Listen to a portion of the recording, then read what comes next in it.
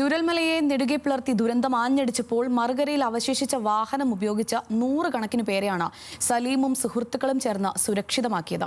സലീമിന്റെ സ്വന്തം കുടുംബാംഗങ്ങളടക്കം നിരവധി പേരെ ദുരന്തത്തിൽ നഷ്ടപ്പെട്ടു. ആ വേദന ഉള്ളിലടക്കി ഇപ്പോഴും രക്ഷാപ്രവർത്തനത്തിന്റെ തിരക്കിലാണ് സലീം. മുണ്ടക്കയിലേക്കുള്ള യാത്രക്കിടെ അവിചാരിതമായാണ് ന്യൂസ് മലയാളം സംഘം 100 കണക്കിന് മനുഷ്യർക്ക് താങ്ങായി മാറിയ സലീമിനെയും സുഹൃത്തിനെയും കാണുന്നത്. ചൂരൽമലയിൽ ആ വലിയ ദുരന്തമുണ്ടായ സമയത്ത് നമ്മൾ ഈ ഇപ്പുറത്തേക്ക് മുറിച്ചു കടക്കാൻ കഴിയാതെ നിൽക്കുന്ന സമയത്ത് നമുക്ക് ഒരു വാഹനത്തിൻ്റെ ഒരു സൗകര്യം മറുകരയിൽ ലഭ്യമാകുന്നുണ്ടായിരുന്നു. അത് നമ്മൾ ആ സമയത്ത് ദൃശ്യങ്ങളൊക്കെ കണ്ടിരുന്നതാണ്. അത് സലീം എന്ന് പറയുന്ന നമ്മളുടെ ഈ ഒരു പ്രദേശത്തുള്ള ആളുടെ വാഹനമായിരുന്നു ആ സമയത്ത് ഈ സേവനം നടത്തിക്കൊണ്ടേയിരുന്നത്.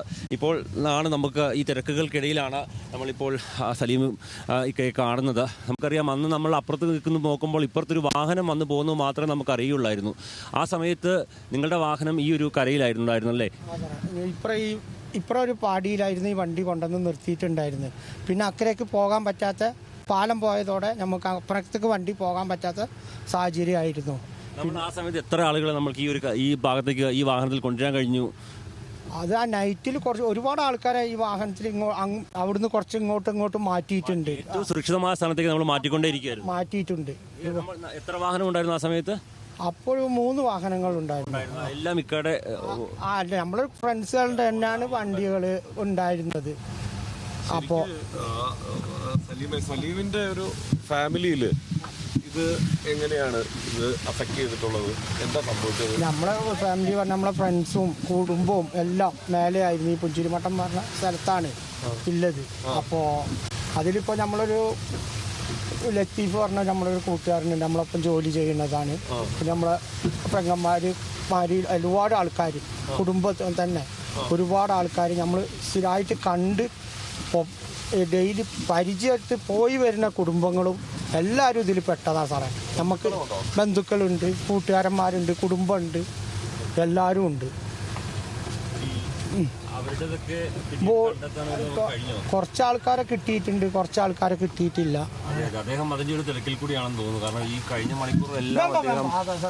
ഇവരൊക്കെ അതിൽ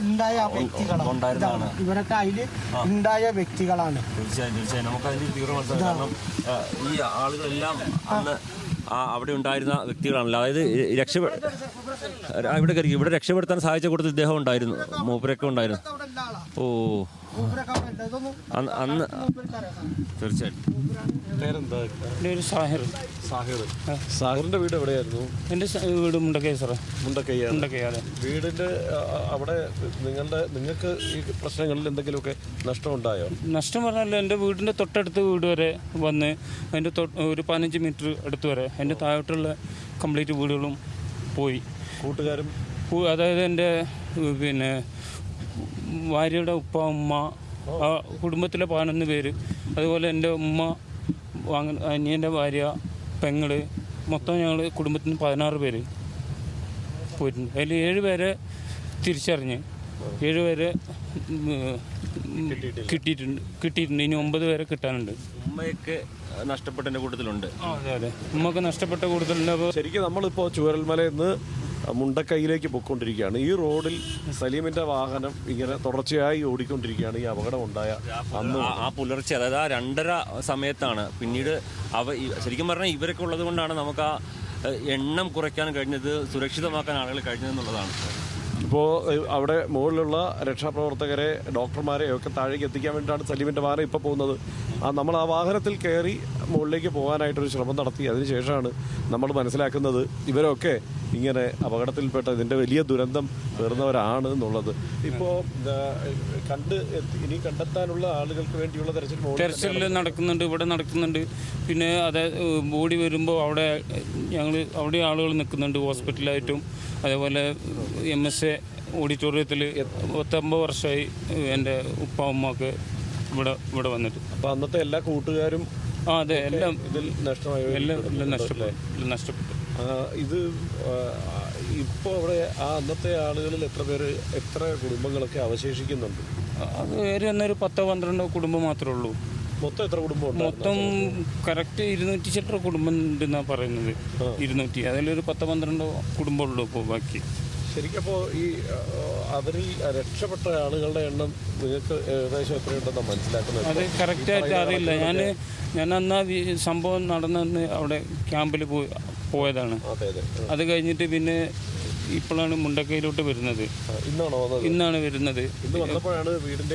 വീടിൻ്റെ അല്ല, ഞാൻ സംഭവം നടക്കുമ്പോൾ ഞാൻ അന്ന് പോകുന്നത് വൈകുന്നേരം ഇവിടുന്ന് പോകുമ്പോഴൊക്കെ സംഭവങ്ങൾ കണ്ടതാണ്.